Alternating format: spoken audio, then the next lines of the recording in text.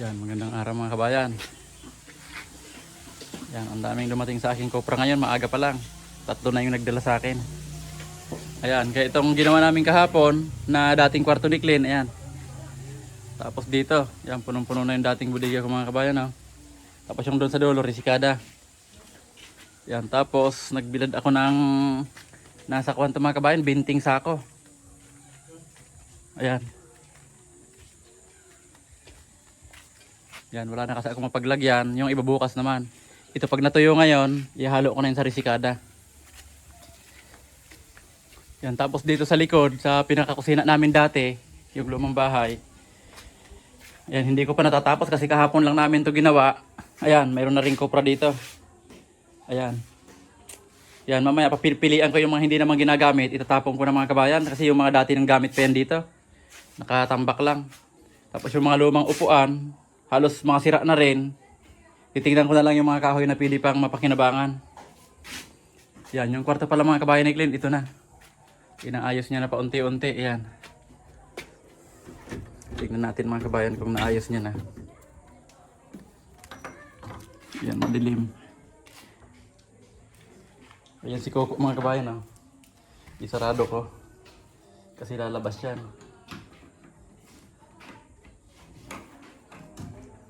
Ayan, Coco, come! Yan, dyan lang yan mga kabayan. Ito na yung mga gym ni Clint. Nandito na. Ayan. Ito naman yung aking sa internet. Ayan, dito mga kabayan. Pinadikitan ko sa kanya yung ginawa ni Edmar kahapon na plywood. Ayan. Sticker lang yan. Papalagyan ko lahat yan. Coco, wag ka lalabas, Coco. Wag ka lalabas. Yan. Ito mga kabayan, papadikitan ko ng sticker. Tapos ito primer lang muna ito. Yan. Coco, come. Come dito ka. Huwag kang sasama. Nandiyan lang siya mga kabayan. So baka mauna pa sa akin. Op. Coco, dyan ka lang. Yan, ito lang yung ginawa ni Edmar. Ayan. Temporaryong kwarto ni Clint. Yan. Sa loob lang may plywood. Yan, ito mga kabayan. Ayusin ko lahat yan. Dito lahat yung kopra. Ayan. Yan, habang nagpapatayo kami nito, si Clint saka si CG nandito sa likod. Magkukopra daw sila. Ayan. Kasi mahal yung kopra ngayon dito mga kabayan. Pag lagpas 30 na dito sa amin, mahal na yon. Ang bili ko ngayon, 32. Ayan. Hindi pa rin natapos yung kuwan mga kabayan. Ginagawa ni Sam na koprahan. Ayan. Kasi mainit naman ng mga nakaraan, kaya bilad lahat. Ayan, ito. Yan, binibiak na ni Clint.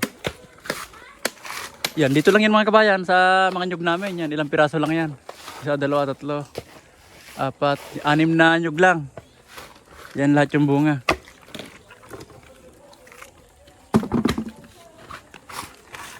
Oreo!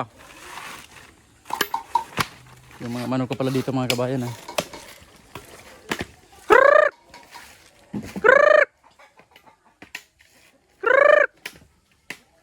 Ayan.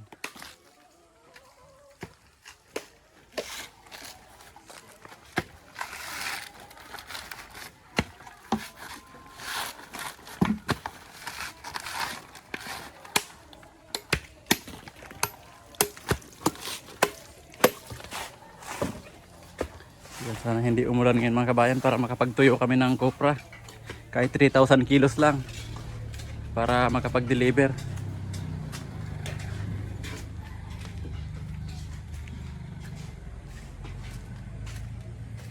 Yan. Dami yan mga kabayan. Yan, kuwan pa lang yan mga kabayan. Mag-aalas 11. Mamaya, pag umitim yung langit, ayan, katulad yan mga kabayan. Oh. Itong mga tuyo na, papatanggal ko na yan. Para kung umulan man, ito hilaw na hilaw to mga kabayan. Hindi pa pwede yan, kahit maghapon pa bukas, di pa matutuyo yan. Pero ito tuyo na to.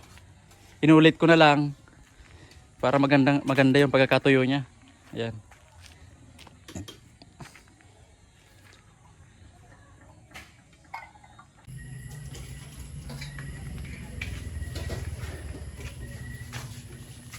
Yan, ito na yung mga resikada ko dito ngayon mga kabayan. Ayan.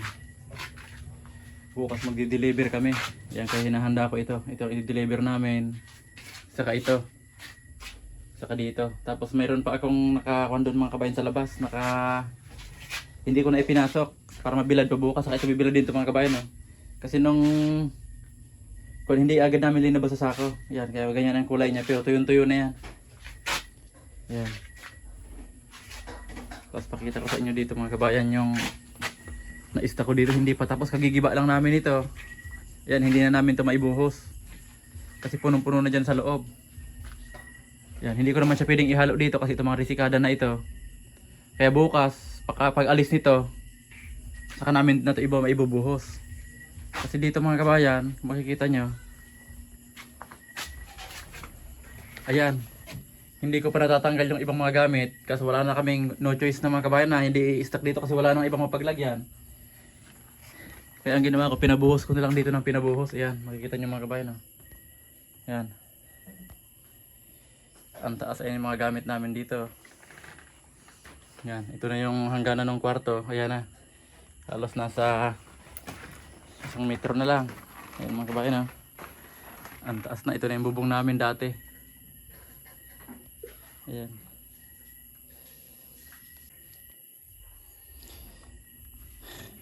Ayan mga kabayan, ang taas na. Ayan yung mga gamit na kailangan naming maalis. Para yung Cupra, kahit tumaas pa siya dyan mga kabayan. Ayan. Tapos mali yung harang ko dito.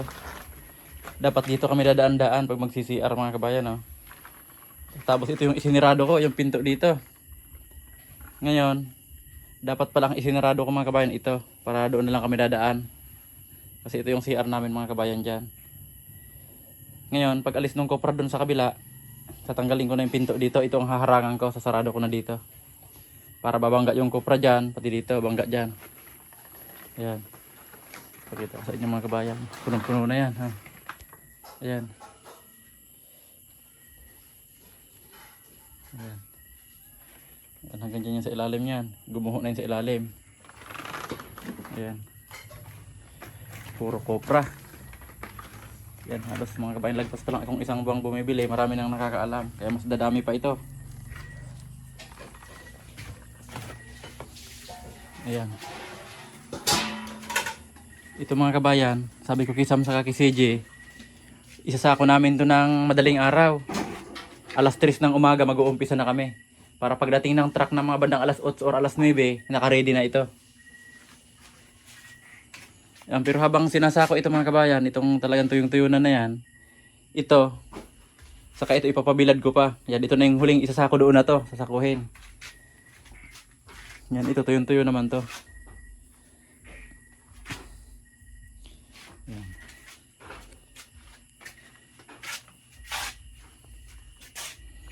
Yan, tuyong-tuyo na yung mga kabayan, no? Kahit may mga amag-amag, nagmamantika na yan.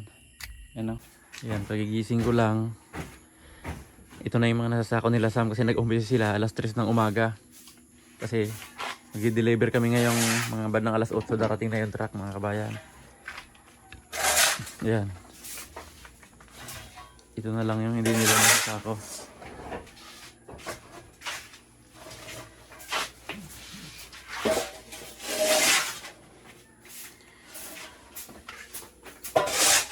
Ayan.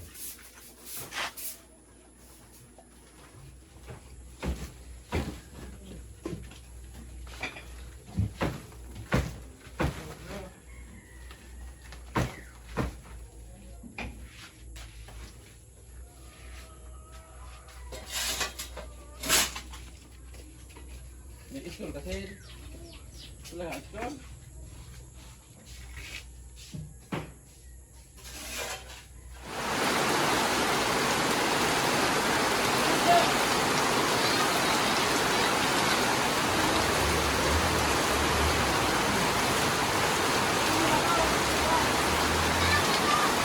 Maraming mga kabayan, natapos lang namin magpasok ng mga nakatagong Cupra. Ayan. Ayan mga kabayan, oh. Kasi kanina dito lang yung nakalagay. Yan, kinalsuhan namin para dumaan lang sa ilalim ng tubig. Ayan. Ayan mga kabayan, oh. Grabe.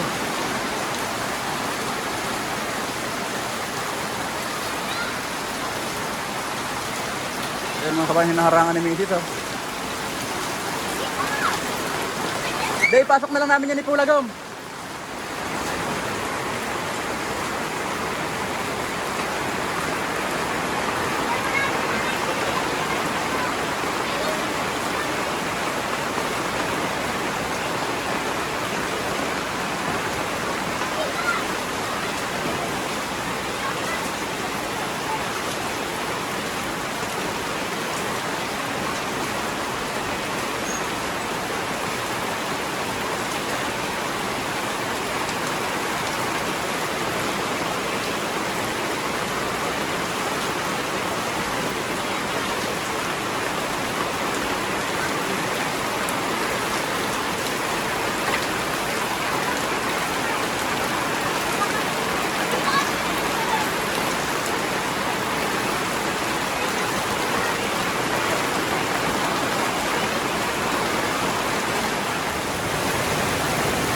Ayan ang mga kabayan, lakas ng ulan.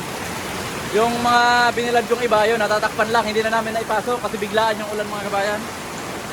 Ayan, yung mga kompra namin kung saan saan nakasuot, ayan. Nandun yung iba. Nandito yung iba. Ayan, dito, ayan.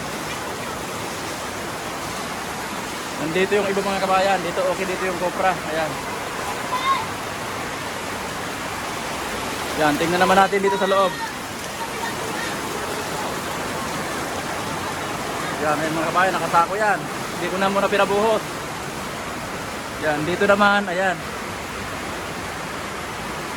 Sana walang tulo. Wala naman mga kabayan.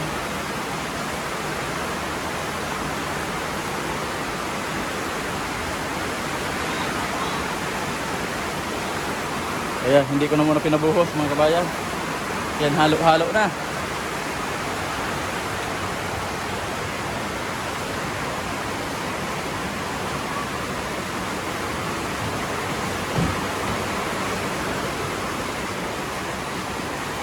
Ang taas na nito mga kabayan. Malapit ng abuton dito.